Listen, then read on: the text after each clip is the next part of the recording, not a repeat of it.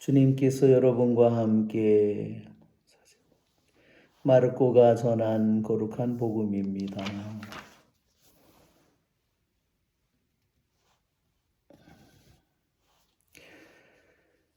그때 예수님께서 고향으로 가셨는데 제자들도 그분을 따라갔다.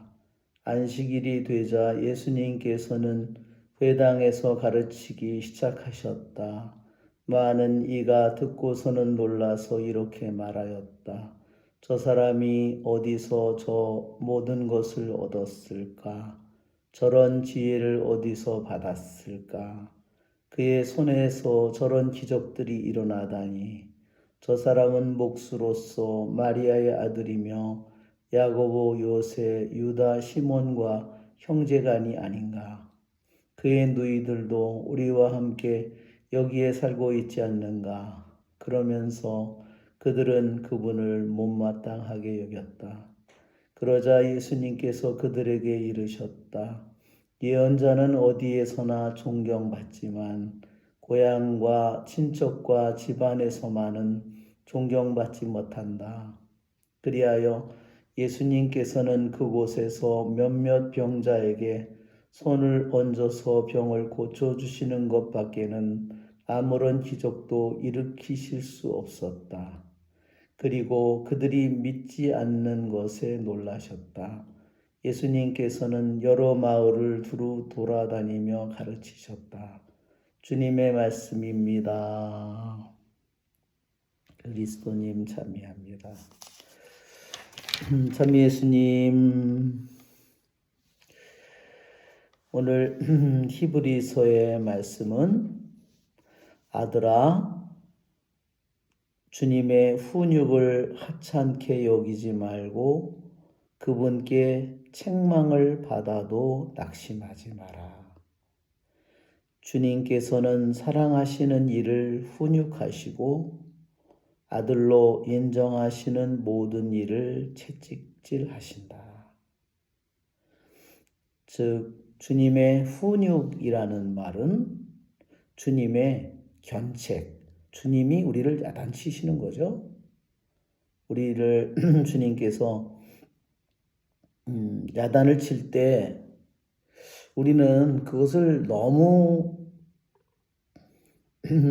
가볍게 여겨서도 안 되고 또 너무 무겁게 여겨서도 안 된다.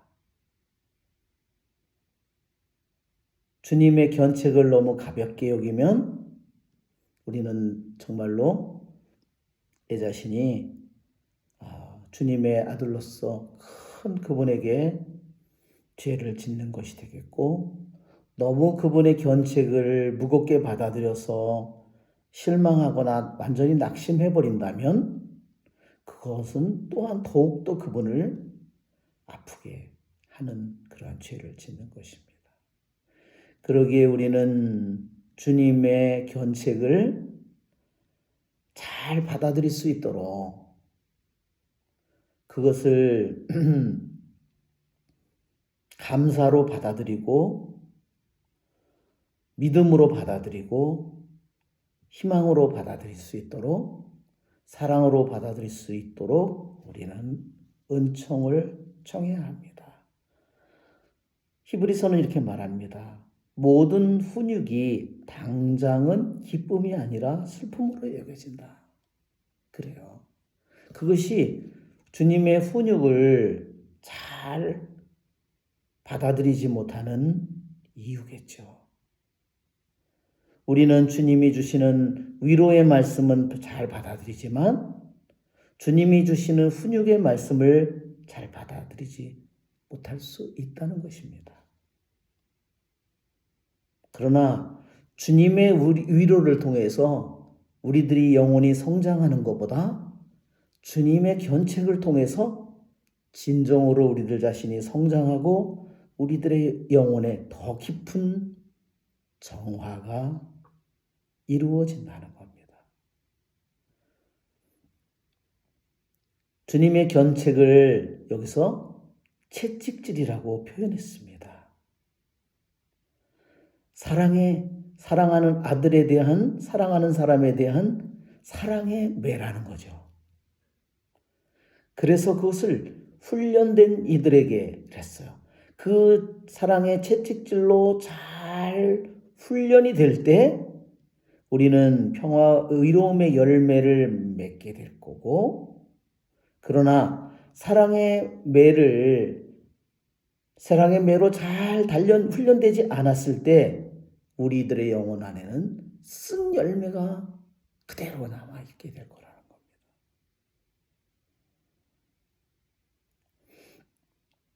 그러기에 주님 오늘 맥풀린 손과 힘 빠진 무릎을 바로 세워 바른 길을 달려가십시오.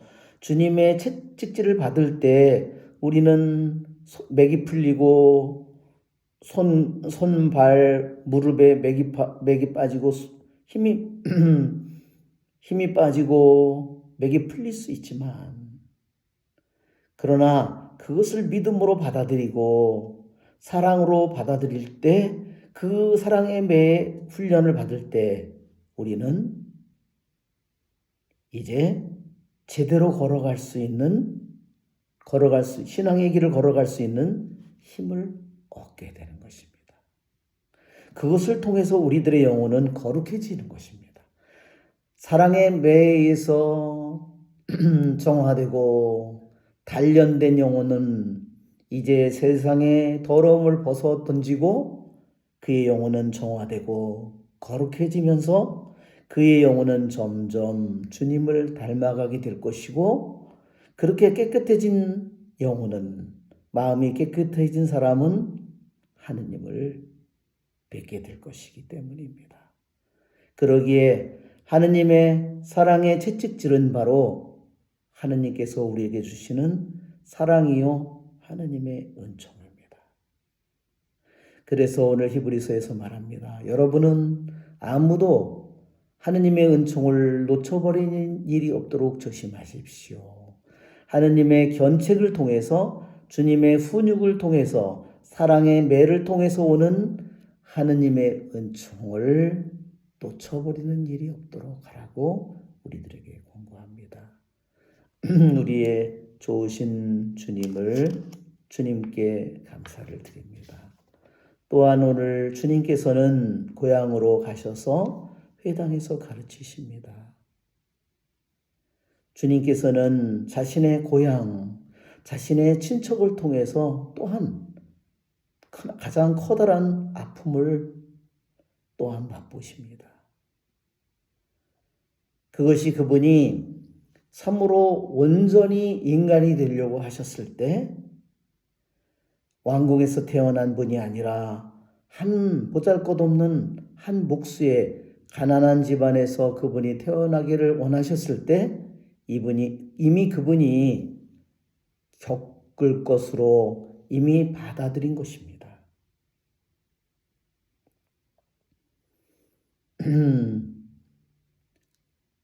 주님은 자신의 고향 나자렛에서 너무나 평범한 모습으로 그분이 30년을 사셨기에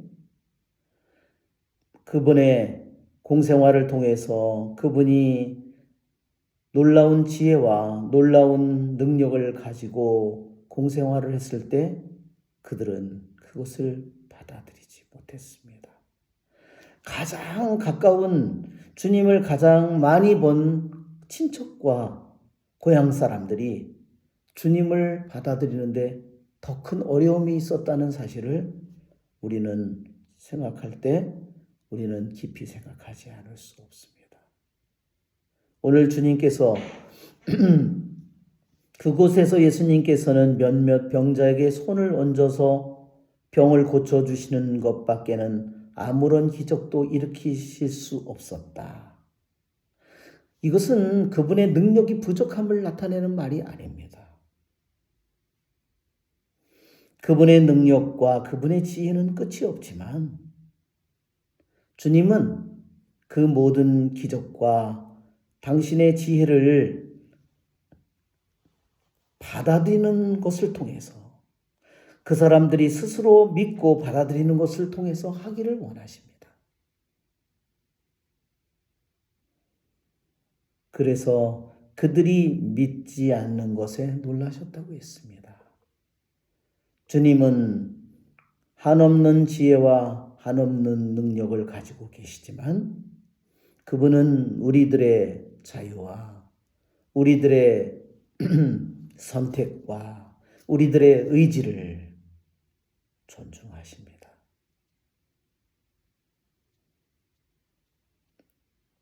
여러분, 우리들에게 가장 커다란 재산이, 믿는 이들에게 가장 커다란 재산이 무엇일까요?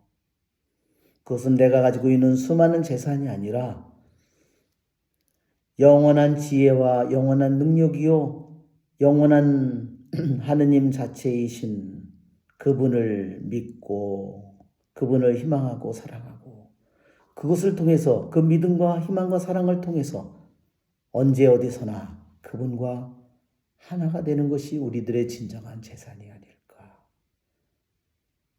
우리들이 누릴 수 있는 가장 커다란 행복과 기쁨이 아닐까 생각합니다. 우리의 좋으신 주님을 찬미합시다.